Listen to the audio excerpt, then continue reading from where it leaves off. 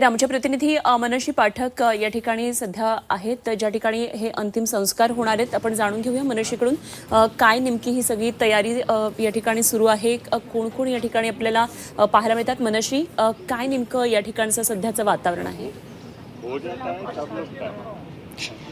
ज्या ठिकाणी चिता रचली जाते अगदी त्याच ठिकाणी मी आहे आणि माझ्या मागे तुम्ही बघताय अगदी समोरच इथे अंतिम संस्काराची तयारी ही आता पूर्ण झालेली आहे.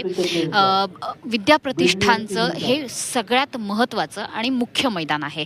या मैदानावरती आजवर अनेक सांस्कृतिक कार्यक्रम झाले, अनेक महत्त्वाचे राजकीय आणि सांस्कृतिक कार्यक्रम याच मैदानावरती अजित पवारांच्याच उपस्थितीमध्ये पार पडायचे. या ठिकाणी आता एक छोटेखानी मंच तयार करण्यात आलेला आहे, व्यासपीठ या ठिकाणी तयार करण्यात आलेला आहे. या ठिकाणी जे VIP आहेत त्यांच्या बसण्याची तर व्यवस्था होईलच. विशेषतः पवार कुटुंबीय आहेत त्यांच्या बसण्यासाठीचं एक वेगळं जागा या ठिकाणी बांधण्यात आलेली आहे आणि जिथे अंतिम संस्कार होतील त्या ठिकाणची तयारी आपण बघतो आहोत की ती तयारीसुद्धा आता पूर्ण झालेली आहे. आणि एकंदरीतच अतिशय शोकाकुल, अतिशय भावनिक वातावरण आहे. कारण ज्या ठिकाणी अजित पवारांनी आजवर मोठमोठे कार्यक्रम घेतले, मोठमोठ्या सभासुद्धा घेतल्या, सांस्कृतिक कार्यक्रम पार पाडले, शैक्षणिक कार्यक्रम पार पाडले, अगदी त्याच मैदानात अजित पवारांना अंतिम निरोप द्यावा लागणं ही निश्चितपणे अतिशय भावनिक आणि दुःखद गोष्ट आहे बारामतीकरांसाठी. माझ्या आजूबाजूला हा सगळा अधिकारी वर्ग आहे तो सुद्धा हे लावलेला आहे. कारण याच ठिकाणी अजित पवारांचा बंदोबस्त लागायचा, याच ठिकाणी अजित पवारांसाठी जो प्रोटोकॉल पाळला जायचा तो या ठिकाणी होता. आणि इथे आपण बघतोय की अनेक महत्त्वाचे नेते मंडळी ही सुद्धा इथे बसलेली आपल्याला बघायला मिळतात. परांजपे या ठिकाणी आहेत. तर खरं तर आजचा दिवस, कालचा दिवस हा काळा दिवस ठरलेला होता. समोर अजित पवारांसाठीची अंतिम तयारी आता सुरू झालेली आहे, ती पूर्णत्वास गेलेली आहे. याच मैदानातल्या अनेक आठवणी असतील, इथे अनेक कार्यक्रम घेतले असतील. असं आहे की निशब्द होत आम्ही. वेळेच्या आधी येणारा नेता वेळेच्या आधीच आम्हाला सोडून गेला पोरकं करून, आणि त्यामुळे काहीच कालपासून एवढं आम्ही दुःखात होत की काही सुचतच नाही. त्यांच्या अनेक आठवणी आहेत. आज असा क्षण देखील आम्हाला बघावं लागेल हे कधी वाटलंही नव्हतं.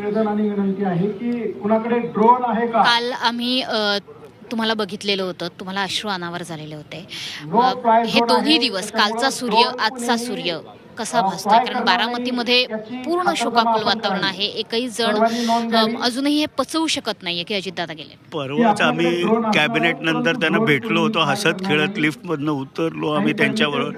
मी आणि नजीब मुल्ला गाडीत त्यांना बसवलं आणि कधी वाटलंही नव्हतं की दुसऱ्या दिवशी सकाळी अशी बातमी ऐकायला. आम्हाला निशब्द होत काही खरंच सुचत नाही अजूनही की आमचा नेता आमच्यात नाही. वेळेआधी कायम येणारे, वेळेआधीच आम्हाला सोडून पोरकं करून गेले, आमचा आधारच गेले. तुमचा वैयक्तिक संबंध खूप गहिरा होता दादांसोबतचा, वैयक्तिक एक मैत्रसुद्धा तुम्ही जपलेलं होतं. कुठली आठवण आज छळतीये दादांची?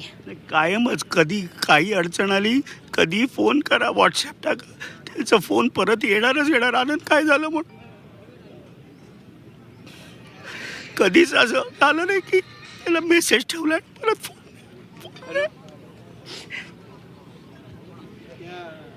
आनंदजी, खरं तर जे वारंवार म्हणजे अगदी अमोल मिटकरी आणि काल तुम्ही एकमेकांच्या अक्षरशः गळ्यात पडून रडताना महाराष्ट्राने बघितलेलं आहे. खरंच म्हणजे शब्दच नाही ना, आणि विश्वास बसत नाही की आमच्यातला आमचा नेता गेला हो. आमच्या आयुष्यामध्ये कोणाकडे बघायचं, कोणा मला आदर केला. आज पवार कुटुंबासाठी सुद्धा अतिशय वाईट कालपासूनचा दिवस आहे. शरद पवारांची देहबोली, त्यांचा आवाज हा बरंच काही सांगून गेलेला आहे. साहेबांना काय वेदना होत असतील हे साहेबांनाच माहिती. कुटुंबाबरोबर महाराष्ट्रातले असंख्य कार्यकर्ते, अजितदादांवर प्रेम करणारे पदाधिकारी, हे सगळे आज पोरके आम्ही झालेलो आहोत. इथे आणखीन एक नेते मंडळी बसलेले आहेत. सर, मला सांगा की अजितदादांबरोबरचा तुमचा व्यक्तिगत अनुभव आणि आज समोर दिसणारं हे दृश्य. हे समोर दृश्य आम्ही पाहतोय, पण अजूनही माझा अजितदादा गेलेत याच्यावरती विश्वास बसत नाही. जवळपास 35-40 वर्षाचा दादांशी आमचा संबंध. अगदी काटेवाडीमध्ये दादा कार्यरत होते तेव्हापासून फक्त काल सकाळी 8:47 त्यांचा अपघात होण्यापर्यंत दादा आणि आमचा संबंध होता. राजकारणामध्ये त्यांची एंट्री कशी आली काय आली हा भाग वेगळा, पण महाराष्ट्राला एक द्रष्टा नेता म्हणून त्यांची ओळख होती. जरूर आदरणीय पवारसाहेबांच्या कुशीमध्ये ते वावरले होते, परंतु त्यांनी स्वतःची अशी ओळख या महाराष्ट्राला वेगळी करून दाखवली होती. आनंदजी, खरं तर कालपासून म्हणजे काल जयंत पाटील असं म्हणाले की दोन्ही राष्ट्रवादी एकत्र व्हाव्या ही दादांची इच्छा होती, त्यासाठी बैठकासुद्धा झालेल्या होत्या. अगदी ती घटिका समीप आलेली होती, कारण ज्या पद्धतीने निवडणुका दोघांनी एकत्र लढवलेल्या होत्या, असं की कार्यकर्ते पुन्हा एकजीव झालेले होते, ते मतभेद, ती दरी मिटलेली होती. 100% माननीय अजितदादा पवार साहेबांचीच इच्छा होती की दोन्ही पक्ष एकत्र यावे. त्या प्रकारे चर्चाही सुरू होती आणि हे सगळं होत असताना आज अचानक ते आमच्यातनं निघून गेले. ह्या वेदनाच सहन करण्यापलीकडे आहेत. आज केवळ आणि केवळ आठवणींमध्ये अजितदादा आहेत. आयुष्यातल्या अनेक प्रसंगांमध्ये त्यांची असलेलं आशीर्वाद हेच आज स्मरणात आहे. शोकाकुल आहे वातावरण आणि इथे पहिल्या रांगेमध्ये आपण बघतो आहोत की समोर अजितदादांच्या अंत्यसंस्काराची तयारी आता पूर्ण झालेली आहे. काही या ठिकाणी अधिकारीसुद्धा येऊन पाहणी करून गेलेले आहेत सुरक्षेची, आणि इथल्या पहिल्या रांगेमध्ये जे आमदार असतील किंवा अजितदादांचे जे सहकारी असतील ते सुद्धा येऊन बसलेले आहेत. मला सांगा की तुम्ही कुठून आलेला आहात? आणि मॅडम, मी पंधराहून आलो.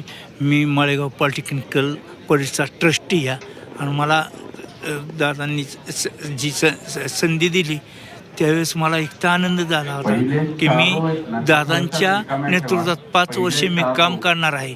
मात्र याच मैदानामध्ये वेगवेगळे कार्यक्रम झाले दादांचे. आज याच मैदानात त्यांची चिता रचली गेली. आमच्यासाठी मी साहेब जालना जिल्ह्यातला आहे मॅडम. मी रवींद्र तौर. दादानी माझ्यासारख्या सामान्य कार्यकर्त्याला इथपर्यंत आणलं आणि माझे वडील कोपरीची बनियन घालून बसलेले, त्यांनी कदर करून दादाला इथपर्यंत आलं. दादाला निरोप देत आली. काय निशब्द झालो साहेब. महाराष्ट्राचं तर झालं नुकसान, सगळ्या सामान्य लोकांचं सुद्धा नुकसान झालं. जे सामान्य कार्यकर्त्याला न्याय देण्याचं काम करत होते त्यांचं भयानक नुकसान झालं. आणि असा बोले तसा चाले त्याची वंदावे पावले, अशापैकी अजितदादा पवार साहेब होते. इथे अनेक शैक्षणिक कार्यक्रम झाले याच मैदानामध्ये. मोजो बॅरिकेडवाले कुठे गेले? इकडे या स्टेजकडे जरा. मोजो बॅरिकेड लावणार आहे. अनेकांना खरं तर सुचत नाहीये की नेमकं काय बोलावं. दादा जाऊन आम्हाला महाराष्ट्राला पोरकं केलं. एवढा मोठा नेता पुन्हा या महाराष्ट्रात देशात करणार नाही. सर्व समाजाला घेऊन चालणारा, गोरगरीब समाजाला न्याय देणारा, सर्वांचे कामं करणारा एवढा चांगला मोठा नेता गेला. पूर्ण महाराष्ट्र रडतोय आता. दादा परत या म्हणून हात मारतो महाराष्ट्र. पण दादा येतील का? दादा जरी आमच्यातून गेले तरी दादाचा विचार चिरकाल आमच्यामध्ये राहील. दादांनी जे आम्हाला शिकवलेली आहे सर्व समाजाला घेऊन चालण्याची, ती आमच्या मनामध्ये ठासून बसलेली आहे. आम्ही येणाऱ्या काळामध्ये दादाचा विचार सतत आम्ही तेवत ठेवू, एवढंच या प्रसंगी मी बोलतो आणि भावपूर्ण आदरांजली वाहतो. नक्कीच इथे आजूबाजूचं जर दृश्य बघितलं तर इथे समोर सुद्धा आपल्याला दादांचे काही फोटो वेगवेगळ्या छबीतले, त्यांची वेगवेगळी रूपं दाखवणारे बघायला मिळतात. हसरे फोटो आहेत, करारी आणि नजर रोखून एखाद्याकडे बघावं असे सुद्धा फोटो आहेत. एकंदरीत दादांचा जो स्वभाव सांगितला जातो तो असाच आहे. आणि इथे दादांच्या सहकारी असणाऱ्या त्यांच्या पक्षातल्या अनेक जण आहेत. विद्याताई इथे आहेत. विद्याताई, खरं तर आजचा दिवस हा आम्ही प्रश्न विचारावेत, तुम्ही उत्तरं द्यावीत असं नाहीतच. मुळे इथे समोर बघितलं तर दादांची अनेक रूपं दाखवणारे फोटो इथे दाखवलेले आहेत. यापैकी कुठलं रूप तुमच्या मनात ठसलंय? दादा नेहमी धीरगंभीर असेच असायचे, क्वचित हसायचे, पण त्यांचा जो हसरा फोटो लावला आहे तो खरोखर बघून बरं वाटतं. काल दादा ह्यावेळेस आपल्यामध्ये होते आणि आज दादा आपल्यामध्ये नाही. इतका